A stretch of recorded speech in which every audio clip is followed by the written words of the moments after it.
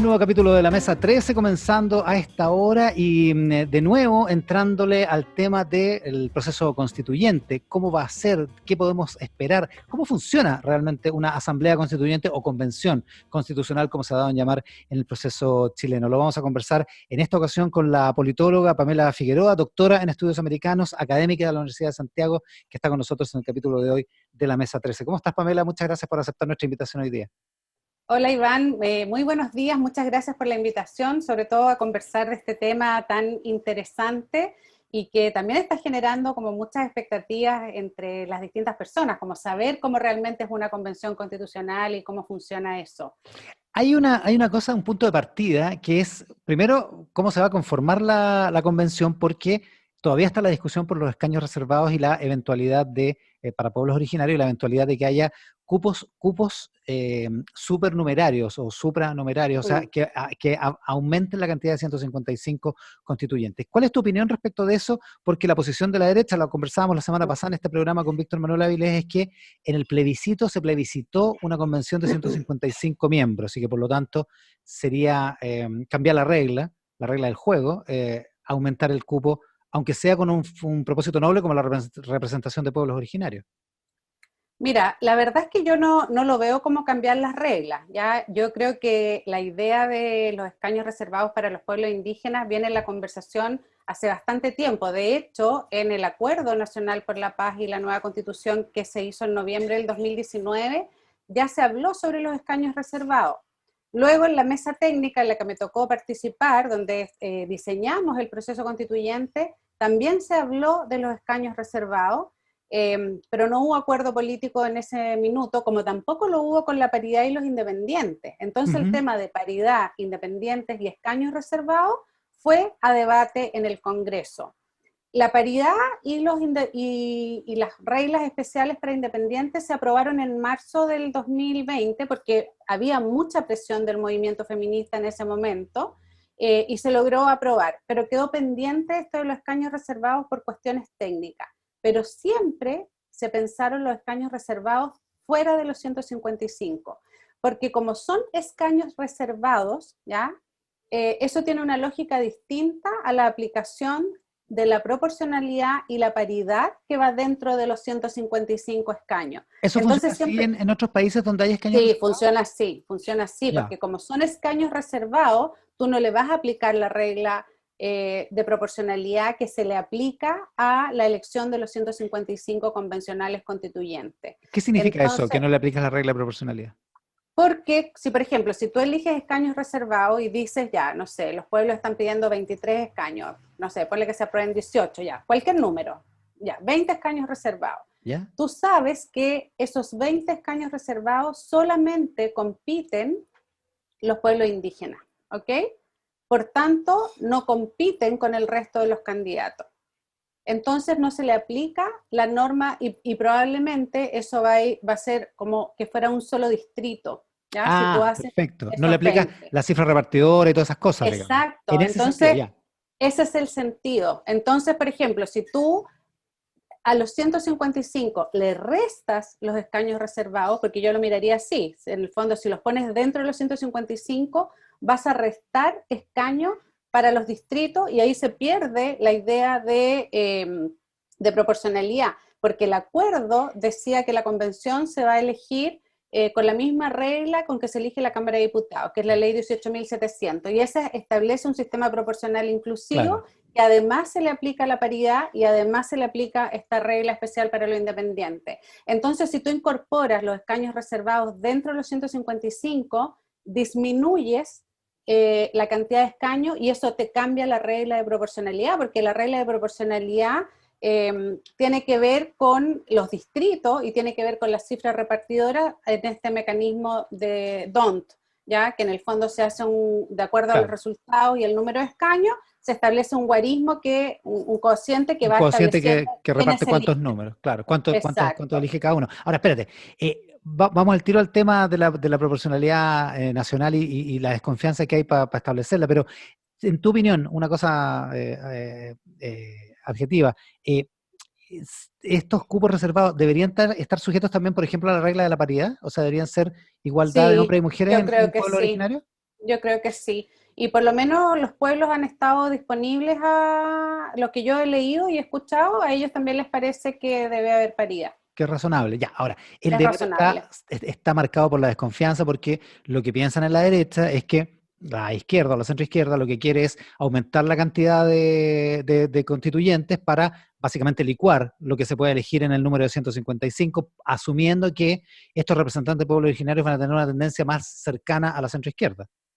Claro, eso es un supuesto que hace la derecha, bueno, uno porque ellos están preocupados, como tú bien señalas, por el quórum, porque ellos en el fondo señalan que eso a ellos les establece menos expectativas de alcanzar cierto quórum para la discusión constitucional, y hacen un supuesto de que los pueblos indígenas son más tirados a la centroizquierda, Son más cosa que progres. está por verse, que son más progresistas, pero eso está por verse porque igual históricamente en las regiones donde hay más pueblos originarios la derecha tiene un súper buen desempeño electoral. Entonces es un poco contraindicativo eso porque también los pueblos son muy diversos y lo que los pueblos han planteado es que ellos necesitan tener una representación por pueblos, ¿ya? Es una lógica muy distinta a cómo nosotros funcionamos. Nosotros hay, bueno, 9 pueblos, ahora hay 10 porque los pueblos también, los changos fueron reconocidos ahora como uno de los más de los pueblos indígenas. Entonces hay uno que es más masivo, que es el pueblo mapuche, pero ellos quieren representar a todos los pueblos, no importando cuánta cantidad hay en un lugar u otro. Y bueno, ahora también la derecha está poniendo esta traba de que inscriban un padrón, cosa que se hace muy difícil en un contexto de pandemia y con tan poco tiempo. Entonces yo creo que si en Chile existe casi un 13% de personas que se identifican con los pueblos indígenas, me parece que es muy lógico que ellos tengan una representación específica dentro del debate constitucional. Esto no es una elección del Parlamento, no es una elección política, ya, sino que política en el sentido del desarrollo de programas para competir políticamente. Es la elaboración de una nueva constitución que queremos que dure en el tiempo. Mm. Entonces, obviamente que es importante que esa visión esté. Y yo no estoy tan segura que los pueblos tengan una sola visión con respecto a ciertos temas. Ellos yo creo que lo que tienen es una visión de cómo se ven como pueblos indígenas dentro del Estado Nacional y cuál podría ser el aporte que ellos harían en este nuevo diseño político institucional del país. Ahora, tú das algunas pistas respecto de que para que esta constitución dure, digamos, y sea fructífero el trabajo. En el inicio de el último libro que coeditaste junto con Tomás Jordán, que se llama Siete propuestas para la nueva constitución de Chile. Yo tengo la versión digital acá, por eso no la muestro, pero tú Pero dices yo que la puedo mostrar porque yo la eso, tengo. excelente. Ahí está. Entonces, tú dices, hay dos requisitos básicos. Uno, que tiene que tener legitimidad social, y por otra parte, tiene que ser acuerdos políticos lo más amplios posibles los que ayuden a escribir esta constitución. Y pensando en cómo va a funcionar la Asamblea Constituyente o Convención, eh, ¿cómo deberían construirse esos acuerdos? ¿Cómo te imaginas que se van a construir esos acuerdos a partir incluso desde el reglamento de funcionamiento? Sí, bueno, el reglamento va a ser la primera tarea de la Convención Constitucional, ya una vez que la convención se instale, que probablemente va a ser en mayo del próximo año, se va a tener que definir como una mínima estructura, que es presidente, vicepresidente, secretario como de la convención, y la primera tarea es definir el reglamento. El reglamento es bien importante y de hecho muchas personas han querido como adelantarse al debate del reglamento, pero el acuerdo de la convención inicial es ese reglamento, entonces yo creo que ese tiene que ser el espacio donde se discuta y se defina. Lo único que ellos saben, los convencionales constituyentes, una vez electos, saben que la reforma al capítulo 15 de la Constitución definió que el reglamento y cada una de las normas deben ser aprobadas por 2/3 de la Convención Constitucional. Pero en ese reglamento van a tener que definir muchas otras cosas. Por ejemplo, cómo se van a abordar las temáticas, si van a trabajar en grupos diferenciados, porque probablemente vamos a tener 155 convencionales más los escaños reservados de pueblos indígenas. Probablemente los pueblos indígenas van a querer trabajar las materias propias asociadas a los intereses de los pueblos indígenas, pero luego la Convención Constitucional va a tener una representación diversa, territorial, de ideas políticas, va a ser paritaria, que eso ya yo creo que va a ser como la primera innovación democrática que tiene un impacto mundial, porque ahora en todos los países del mundo están hablando sobre la paridad y buscando ese mecanismo de representación.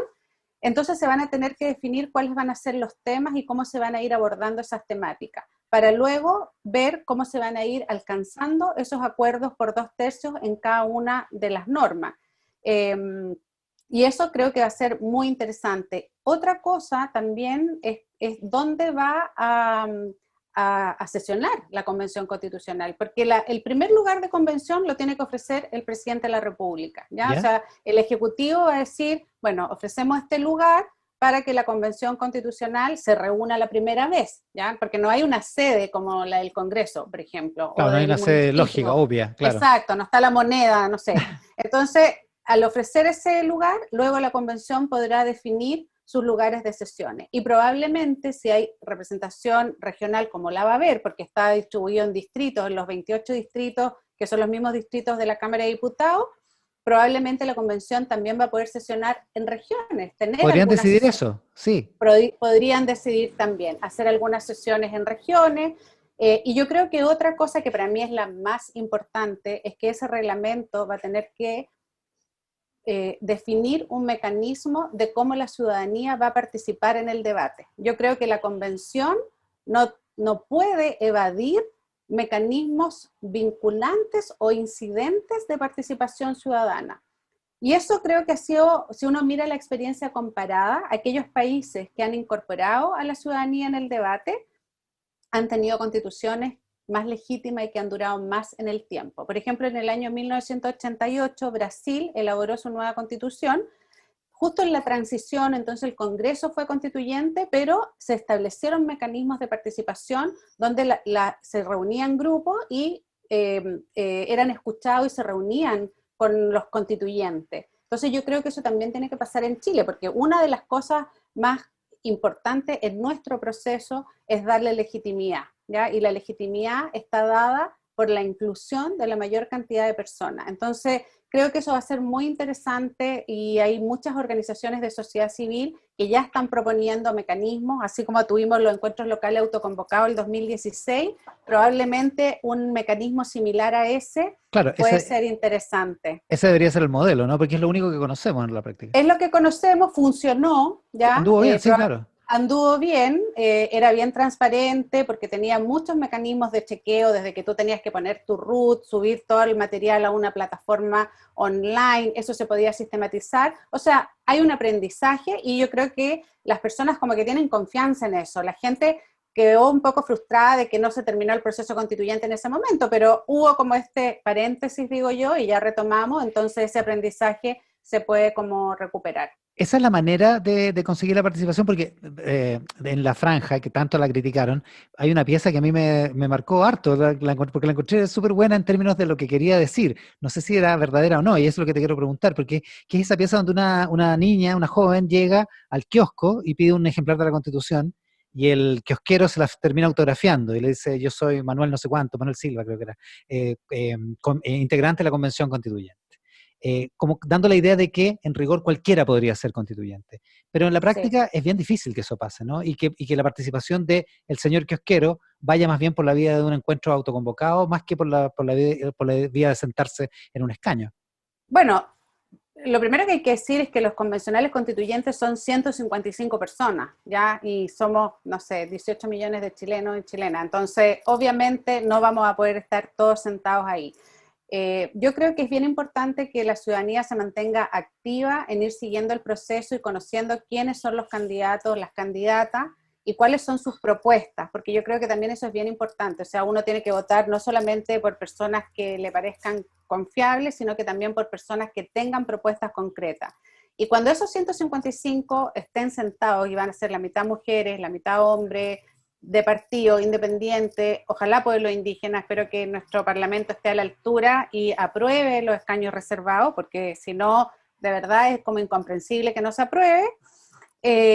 La ciudadanía, los que no seamos convencionales constituyentes, también van a querer participar. Entonces ese mecanismo que acompañe creo que es muy importante y como conversábamos recién, yo creo que Chile ya tuvo esa experiencia, entonces es algo totalmente viable, posible de hacer.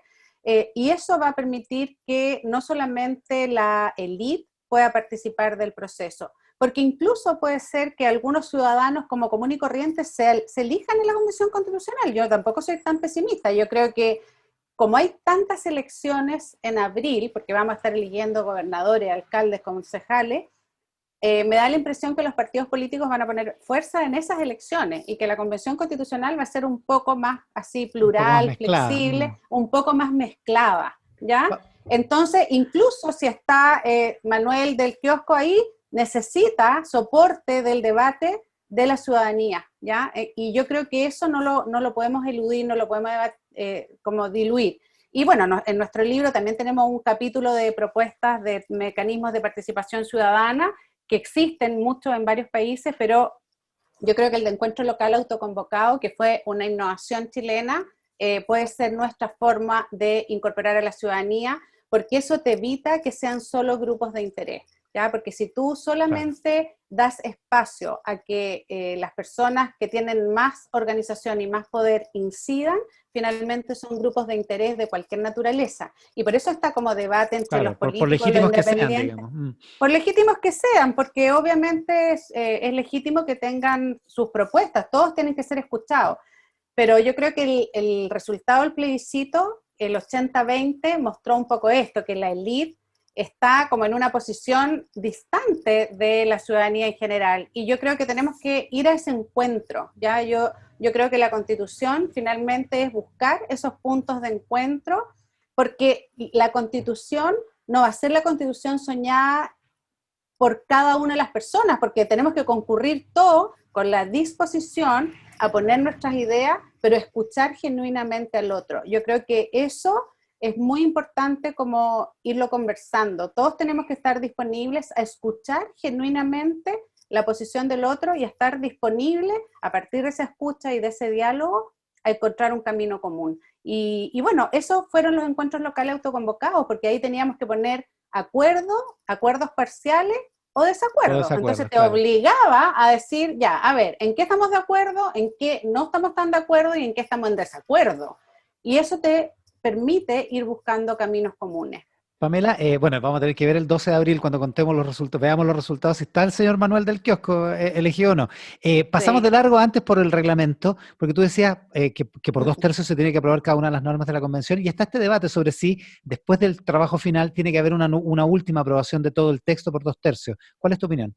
No, es un debate ficticio ese, porque como te señalaba, yo fui una de las 14 personas que estuvimos en la mesa técnica del proceso constituyente, y ese fue un debate que se dio con mucha fuerza dentro de ese equipo técnico. También fue un debate de los partidos políticos y de los parlamentarios en el Parlamento, y el acuerdo es 2/3 para cada una de las normas, porque al final va a haber un plebiscito ratificatorio, ¿ya? Entonces, para la definición final es ciudadana en el plebiscito ratificatorio que se hará el año 2022. Pero los 2/3 en una hoja en blanco, en el sentido de que no hay un texto inicial de conversación, sino que todos los convencionales constituyentes pueden llevar sus ideas, se va a ir aprobando norma por norma. Y lo mismo el reglamento. Y una última cosa que lo mencionaste al pasar también, Pamela, es la del clima. Tú decías, todos tenemos que llegar con la disposición de llegar a acuerdos, digamos, porque si no, la verdad es que esto no va a resultar. ¿Cómo se puede, cómo crees que se puede operar sobre el clima que tenga la Convención Constituyente cuando lo que vemos es un ambiente de cultura de cancelación, de funa contra el que piensa distinto? Hay un cierto ambiente más crispado, al menos en la élite, en Sí, torno a la negociación y al diálogo. sí, yo creo que la élite está más polarizada, la ciudadanía no. O sea, si uno ve el resultado del plebiscito del 25 de octubre, no hay una polarización ciudadana. ¿Ya? Yo creo que toda la ciudadanía dijo, ok, vamos a el debate. Eso es el apruebo, decir, vamos al debate constitucional. La élite está más polarizada. Entonces, por eso es bueno, yo creo que la Convención Constitucional sea lo más plural y mixta posible y que hayan estos mecanismos de participación ciudadana incidente. Eso va a permitir ir equilibrando. Yo soy optimista porque los últimos procesos que ha tenido Chile, incluso con revuelta social y todo, siempre los chilenos buscamos el camino de salida democrática institucional. O sea, después de octubre del 2019 vino el acuerdo y la ciudadanía confirmó ese acuerdo, participando en el plebiscito, también en la participación del primer plebiscito que convocaron los alcaldes, que yo creo que es bien importante siempre recordarlo, porque los alcaldes hicieron esta como cadena transversal de alcaldes de distintos sectores políticos y dijeron, bueno, vamos a el mecanismo institucional democrático, que es la elección. Entonces, eso se ha ido confirmando. Y yo creo que el debate como más